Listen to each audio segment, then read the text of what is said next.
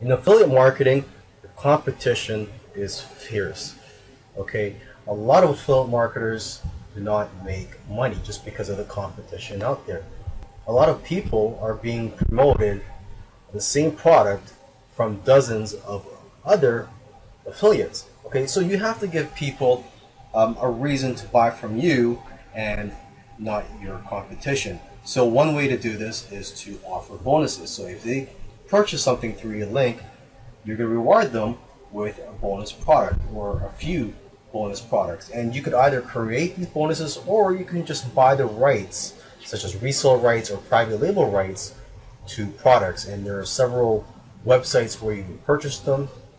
You can find them on, or actually, you could just go on Google and just type in PLR or private label rights or resale rights to find these types of products that have already been created for you, and you have the right basically to resell them or to give them away as a bonus.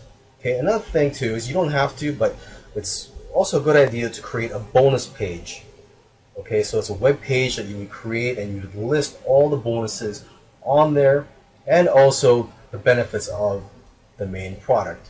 You know, if you know basic HTML skills, that should be good enough, but there are software tools out there that you can purchase to quickly create